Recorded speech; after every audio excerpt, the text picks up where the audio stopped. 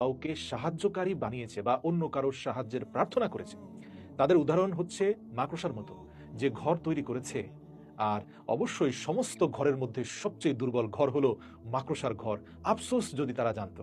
কোরআন ১৪০০ বছর আগে কথা বলেছে, অথচ আল্লাহ পাকের অশেষ মেহেরবানিতে বিজ্ঞান কিছুদিন আগে এই সকল তথ্য আবিষ্কার করেছে যে হ্যাঁ, আসলেই মাকড়সা যেভাবে গড়ে দিয়ে সন্তানদেরকে লালন পালন করে বড় করার পরে সেই মা মাকড়সাকে তার সন্তানরা হত্যা করে ফেলে, ঠিক একইভাবে যারা এই দুনিয়াতে আল্লাহ ব্যতীত অন্য কারো সাহায্য চায়, যাকে গুরু মানে, যাকে তারা অভিভাবক মানে, সেই অভিভাবকই এক পর্যায়ে ভ্যানিশ হয়ে যাবে, থাকবে শুধু আল্লাহর সত্তা। আল্লাহ ব্যতীত যে কোনো অভিভাবক সবচেয়ে দুর্বল এবং শেষ পর্যন্ত তাদের সাথে প্রতারণা হবে, যেভাবে স্ত্রী মাকড়সার সাথে তার সন্তানেরা প্রতারণা করে। এই আয়াতে এই কথা উল্লেখ করা হয়েছে যে স্ত্রী মাকড়সাই ঘর বানায়। এটা কোরআন বলেছে যে স্ত্রী মাকড়সা ঘর বানায়, পুরুষ মাকড়সা নয়। আপনি যেন অবাক হবেন, গত ১০০ বছর ধরে বিজ্ঞানীরা বলে আসছে যে পুরুষ এবং স্ত্রী মাকড়সা উভয় মিলে ঘর বানায়। কিন্তু মজার ব্যাপার হলো, বিজ্ঞানীরা খুব সম্প্রতি গবেষণা করে দেখেছে যে পুরুষ মাকড়সা ঘর বানাতে পারে না, স্ত্রী মাকড়সাই ঘর বানায়। এবং বরাবরের মতো কোরআনই এখানে সত্য প্রমাণিত হয়েছে, এবং এখন বর্তমানে বিজ্ঞানীরাও কোরআনের সাথে সম্পূর্ণ একমত। দর্শক, যেমনটা আমরা সবাই জানি যে আঙ্গুলের ছাপ মানুষের শরীরের সবচেয়ে জটিল এবং ইউনিক অঙ্গ। প্রত্যেক মানুষের হাতের আঙ্গুলের ছাপ আলাদা।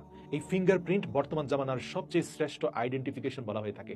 এই তথ্য বিজ্ঞান মাত্র কিছুদিন আগে আবিষ্কার করেছে, অথচ আল্লাহ সুবহানাহু ওয়া তাআলা ১৪০০ বছর আগেই কোরআনে তা প্রকাশ করে দিয়েছেন। আল্লাহ তাআলা বলেন, অবশ্যই আমি তাদের আঙ্গুলের অগ্রভাগ সমূহ পুনর্বিন্যস্ত করতে সক্ষম।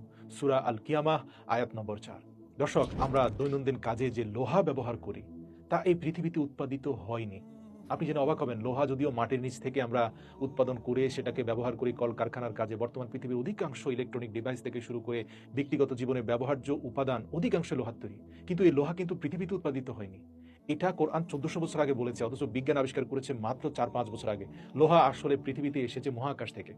হাজার হাজার বছর আগে উল্কাপিণ্ড আকারে লোহা পৃথিবীতে এসেছিল, যা একটি বৈজ্ঞানিক সত্য।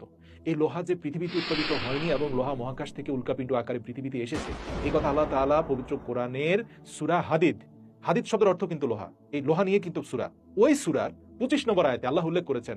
আল্লাহ তাআলা বলেন, আমি পৃথিবীতে লোহা বর্ষণ করেছি, সুবহানাল্লাহ, যাতে আছে প্রচন্ড